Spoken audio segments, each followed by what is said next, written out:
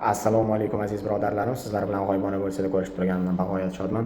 Ushbu video O'zbekistonda 8-iyun 23:45 da boshlanadigan raqiba Gollandiya terma jamoasining tahliliga bag'ishlanadi. Kimga qiziq bo'lsa ko'ringlar. Men analitik tahlilchiman. Mana shu jahon chempionati uchun bir oy tahlilga qaytib turibman. Ketgan edim, sababi bitta va'da berib qo'ydim, Neftchi chempion bo'la olmaydi deb. Neftchi chempion bo'ldi va men ketaman agar Neftchi chempion bo'lsa dedim va ketdim. Men shu jahon chempionati uchun bir oyga tahlilga qaytib kelyapman, sababi YouTube'da birorta analitik yo'qki chiqib o'yinlarni tahlil qilib bersa. Va men sizlarga va'da berib aytamanki, Ufadagi analitiklarni o'qitib tayyorlab yetishtirib chiqazadigan katta analitiklarni ham hali videolarimda olib chiqaman, ular ham tahlil qilib berishadi. Niderlandiya terma jamoasi dunyo reytingida 7-o'rinda turadi. Undan faqat bizning guruhdoshimiz Portugaliya yuqorida, u 5-o'rinni egallab turibdi. Gollandiyadan qariyli qanaqa komandalar orqada. Belgiya, Germaniya kabi, Xorvatiya kabi kuchli jamoalar Gollandiya terma jamoasidan orqada turibdi va bizning guruhdagi yana bir favorit Kolumbiya ham Gollandiyadan orqada. Kolumbiya 13-o'rinni egallab turibdi.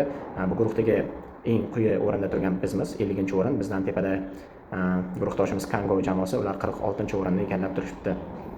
Xo'p. Yaqinda Gollandiya terma jamoasi Jazoir terma jamoasi bilan o'rtoqlik o'yini o'tkazdi va unda kutilmaganda 0-1 hisobida mag'lubiyatga uchradi. Kontratakadan gol o'tkazib qo'ydi 86-daqiqada. Musa degan bitta bolasi urib ketdi Jazoirni va o'sha o'yindan oldin Gollandiya terma jamoasi oxirgi marta 2024-yilda Millatlar Ligasi doirasida guruh bosqichida mag'lubiyatga uchragan edi Germaniyaga, uning uyida va bu Gollandiyaning yagona guruhdagi mag'lubiyati edi. Va undan so'ng Gollandiya 2-o'rin bilan nimchorak finalga chiqqan. Nimchorak finalda Ispaniya bilan o'zini uyida 2-2 o'ynagan. Ispaniyaning uyida 3-3 o'ynagan, penaltilar seriyasida 5-4 hisobida mag'lubiyatga uchragan va Gollandiyani mag'lubiyatga uchratgan Ispaniya finalda Portugaliyadan penaltilar seriyasida 5-3 hisobida yutqazib qo'ygan edi, eslasanglar. Va o'sha Germaniyadan keyin Gollandiya terma jamoasining g'alabali seriyasi 14 ta o'yinga yetgan edi. Bunga Jazoir nuqta qo'ydi. Jazoir bilan o'yinda asosan markazdan yo'llashdi barcha zarbalarni. 17 ta zarba yo'llashdi, ulardan 10 tasi aniq bo'ldi. Gapiradigan gap ko'p. O'yinda jamoa asosiy e'tiborini faqat hujumga qaratdi va o'yinni nazorat qilishga urindi va Jazoirni qamal qildi. Mana shu qamali o'zini zarariga ishladiki, Jazoir ochila olmadi. Ochilmagan hisobida himoyada Metin o'yin ko'rsatdi va gol o'tkazmadi. Aksincha qarshi hujumdan foydalanib gol urishga muvaffaq bo'ldi.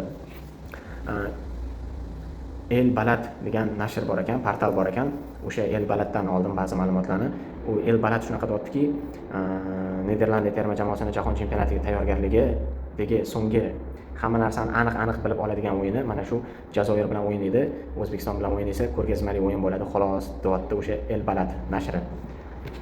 Lekin men bunga ishonmayman. O'zbekiston bilan o'yin ko'rgazmali bo'lishiga emas, u balkim rostdan ham ko'rgazmali bo'lishi mumkin. Jazoir bilan o'yin asosiy o'yinligiga ishonmayman, chunki maydonga tushgan 11 ta futbolchining barchasini almashtirib tashladi bosh murabbiy Ronald Koeman. Nimaga o'zi Kanada va Gollandiya terma jamoalari tanlandi desanglar, bizning guruhimizdagi jamoalar Portugaliya, Kolumbiya hamda Kongo jamoalari to'r 2-3-1, ya'ni to'r 5-1 da o'ynashadi. Tanlab olingan Kanada hamda Gollandiya terma jamoalari ham to'r 5-1 taktik sxemasidan foydalanishadi. Bu guruhdosh raqiblarimizga moslashib o'ynash imkonini mana bu ikki o'rtoqlik o'yini beradi. Nimaga Kanada tanlanganini bilmayman, lekin meni o'ylab topgan fikrim shuki, muxlislarning bosimi o'laroq Kanada tanlandi, chunki jahon chempionatida biz uzoqdan kelamiz. Kolumbiya nisbatan yaqin, eng arzon transport vositasi bu dengiz transport vositasi. Ham bu mamlakat futbolsevar mamlakat, o'shaning uchun stadionni to'ldirib o'tirishadi va bizga muxlislarning bosimi juda kuchli bo'ladi. Kanada bilan o'rtoqlik o'yinida ham Kanada mezbon edi. O'yindan oldin bir kunning o'zida 50 mingta chipta sotilinib ketdi, lekin stadionga 47 mingmi, 43 mingmi muxlis keldi, chunki juda kuchli yomg'ir yog'di. Agar shu yomg'ir yog'maganida undan ham ko'p muxlis tashrif buyurardi va O'zbekistonga ruhiy bosim o'tkazardi. Mana shu ruhiy bosimda o'ynash biz uchun tajribasi amaliyoti kerak ediki, mana shu Kolumbiya Portugaliyaga qarshi juda muhim edi, chunki Portugaliya ham Amerikaga yaqin, Yevropaning eng Atlantik okeaniga yaqin joylashgan davlati Portugaliya hisoblanadi. Hatto Niderlandiya ham xuddi shunaqa va ulardan ko'p muxlis bor edi va ular O'zbekistonga bosim o'tkazadi. Mana shunaqa bosimda o'ynashni o'rganishimiz kerak. Gollandiya terma jamoasiga keladigan bo'lsak, bu komanda o'sha aytganimdek Portugaliyadan 2 pog'ona pastda 7-o'rinda turibdi va Kolumbiyadan ustun. Va undan tashqari oxirgi marta 2024-yilda yutqazgan dedim va Jazoirga qarshi o'rtoqlik o'yinda o'zini tanlagan uslubi o'zini boshiga falokat bo'ldi. Juda ham kuchli jamoa va unga qarshi o'ynashni o'rganishimiz kerak. Yana ham yaxshi tomoni, bu komanda hujumkor o'ynab, raqibini ezib o'ynaydigan jamoa. ko'p gollar uradi. Bu bor o'yinda gol urolmay qolmaydi va kam gol o'tkazadi. Bu O'zbekiston uchun juda ham yaxshi imkoniyat. Oxirgi o'yinlarini sarhisob qilinganda Gollandiya terma jamoasini gol o'tkazib yuborish ehtimoli 0.6 tani ko'rsatyapti. Ya'ni bitta o'yinga bitta ham gol o'tkazib yubormaydi komanda. 0.5 degani bu degani ikkita o'yinda bitta gol o'tkazib yuboradi bu komanda degani. Agarki O'zbekiston mana shu Niderlandiyadagi raqibiga ko'p gol uradigan jamoaga bitta bo'lsa ham gol urib, kamroq gol o'tkazib olsa, bu bizning yutug'imiz hisoblanadi.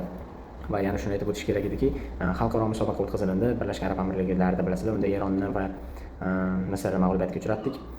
O'sha o'yinda biz o'zimizning kamchiliklarimizni bila olmadik. Mana shu Kanadaga qarshi o'yin esa bizning kamchiliklarimizni ko'rsatib berdi. Va Xudoga shukrki, o'rtoqlik o'yinida bizga ko'rsatib berdi. Chunki biz o'sha Kanadagacha bo'lgan o'rtoqlik o'yinlarida ozgina dimog'imiz ko'tarilib, kar bo'lib ketgan edik. Guruhdan chiqamiz. Kolumbiya bo'lsa nima qildi, Portugaliya bo'lsa nima qildi, Ronaldo o'ynasa Portugaliya qiynaladi, butun jamoasi Ronaldoga pas berib o'ynaydi, Ronaldoni yopsak bo'ldi, biror nimaga erishamiz. Kongo nima bo'ldi, Kongoni yutamiz, chaynab tashlaymiz deb guruhdan 3-o'rin bilan chiqamiz va xohlasa 2-o'rin bilan chiqamiz deb osmonga uchib ketdik-da. Va mana shu oddiygina Kanada bizga ko'rsatib berdi, o'zinglarni bosinglar va osmonga uchmasdan, orzularga berilmasdan mudofaani o'ylab kamroq gol o'tkazishga harakat qilib, o'ynayveringlar degandek bizani o'zimizga keltirib qo'ydi. Rostdan Kanada zo'r shapaloq bo'lib berdi va Gollandiya ham xuddi shunaqa shapaloq bo'lib beradi bizga. Xo'p, endi gapiradigan bo'lsam, qaranglar. Gollandiya terma jamoasini guruhdoshlari Yaponiya bilan 14-iyunda o'ynaydi. U guruh g'olibini hal qiladi deb o'ylayman. U guruhdagi birinchi o'yin bo'ladi. Keyin Shvetsiya va Tunis bilan o'ynaydi. Xo'p, qaranglar, Gollandiyada kimlar yo'q? Stevan De Vrij yo'q, Mattias de Ligt yo'q va Xavi Simons yo'q. Xavi Simons o'rniga Tijjani Renders o'ynaydi. U ijodkor 10-raqam bo'lib, hujumdagi kreativlikni boshqarib beradi. Xo'p, Niderlandiya terma jamoasini o'yinchilarining kim nima vazifa bajarishini alohida hozir tahlil qilib beraman. Bundan avval bitta katta muammoni aytib o'tishim kerakki, bu Niderlandiya terma jamoasida toza nominal hujumchi yo'q. Endi harakat qilyapti Daniel Malenni o'ynatishga, lekin ba'zi o'yinlarda Malenni o'ng qanot hujumkor, ya'ni o'ng qanot winger sifatida o'ynatib, Memphis nominal hujumga qo'ygan paytlari bo'ldi. Xo'p, endi boshlaymiz darvozabonidan. Darvozaboni Bart Verbregen. Bu Brighton and Hove Angliya Premyer Ligasining asosiy darvozaboni hisoblanadi va bu oyoqda juda ham kuchli, oyoqda yaxshi o'ynay oladi, aniq pasni bera olgan hisobiga pozitsion hujum, ya'ni noldan orqadan boshlab pas o'ynab tepaga koptonni olib chiqishda oyoqda yaxshi o'ynaydigan darvozabonni asqotadi va Verbregen bu uchun ayni muddao va bu nafaqat koptonni tep formasidan yerlatib pas o'ynay oladigan, oyoqda yaxshi o'ynay oladigan, pas bilan o'ynay oladigan darvozabon kerak bo'lsa, himoyachilarni yoniga borib qo'shilib, build up degan narsa bor, ya'ni himoyadan pas o'ynab chiqib ketish degan narsa bor. O'shanda himoyachilar orqasida chetrog'ida panada turmaydi-da, himoyachilarning yoniga kelib pas so'raydi, pas olib boshqa himoyachiga beradi. Bu raqib hujumchilarini pressingini barbod qiladi. Aytaylik, klubni ikkita himoyachisi va bir orqaga qaytib o'ynaydigan tayanch yarim himoyachisi o'zaro pas o'ynayotgan bo'lsa va unga ikki nafar raqib pressing uyushtirayotgan bo'lsa, bu yoqdan Verbregen orqadan yetib keladi va himoyachilar sonini 2 dan 3 ga ko'paytiradi va pas berish imkoniyatlarini oshiradi va haligi pressing qilayotgan ikkita bola yugurib yurgani bekor bo'ladi va ular tez pas bilan build updan juda tez chiqib ketib qolishadi. Qo'shimcha oyoqlar zarar qilmaydi korotchi va darvozabondan foydalanyapti Ronald Koeman demoqchiman, tushunasizlar. Xo'p, keyingisi Van Dijk, u himoyani boshqaradi, havodagi to'plarni yutib olib beradi. Xo'p, keyingisi Denzel Dumfries. O'ng qanotda juda agressiv o'ynaydi, nafaqat o'ng qanot himoyachi, balki o'ng qanot hujumchi desak ham bo'ladi va uni bemalol ikkinchi winger deb ayta olsak bo'ladi va Gollandiya terma jamoasining kuchli qanoti ham o'ng qanot bordi. Garchi chap qanotda Cody Gakpo, Ronald Koemanning eng ishongan wingeri, chap qanot wingeri, Niderlandiya terma jamoasini alohida ajratib ko'rsatib bo'lmaydigan wingeri sifatida Cody Gakponi keltira olsak-da, eng kuchli qanoti sifatida o'ng qanotini keltira olamiz, chunki yo'qda Denzel Dumfries hujumga qo'shiladi va u yerdagi kim o'ynaydi o'ng qanotda? Doniyor Malenmi? Doniyor emas, Daniel o'zim просто Doniyor deyman. Keyin bundan ham xato topib yozmaylar demoqchiman-da. Doniyor Malen o'ynaydimi, Memphis Depay o'ynaydimi? Keyin Olympique Marseille va Sunderlandda o'ynaydigan hujumchilar bor ekan, yoki o'shalar o'ynaydimi farqi yo'q. O'ng qanotdan Denzel Dumfries yetib keladida, hujumdagi wingerni joyini egallaydi va u winger markazlashib ketadi. Aytaylik, o'ng qanotda Doniyor Malen o'ynayapti, nominal hujumchi Memphis Depay, to'g'rimi? Denzel Dumfries o'ng qanotga yetib kelib Malenni joyini egallaganidan so'ng Malen markazlashib ketadi va o'z-o'zidan nominal hujumchi ikkitaga aylanib qoladi. Memphis Depay yoniga Malen kelib qo'shiladi. Va ularni biroz ortiroqda Tijjani Renders ham turadi. Chunki u hujum ortida o'ynaydi. Chap qanot himoyachisi Van de Ven Tottenhamda o'ynaydi va u juda ham tezkorligi bilan nom qozongan, lekin Van de Ven hujumlarga qo'shilmaydi. Chunki balans ushalishi kerak, ikkita qanot chiqib ketsa bo'lmaydi. Mana bunaqa narsa bor-da. Yo ikkita qanot chiqib ketish kerak. Bitta vaqtda hujumga, ko'p jamoada payti ikkita qanot hujumga yugurib ketish kerak. Himoyalanayotgan paytda ikkita qanot qaytib ketish kerak. Bu birinchi variant. Yo bitta qanot chiqqanda ikkinchi qanot qaytib kelib bo'shliqni to'ldirib turish kerak. Tushundinglarmi?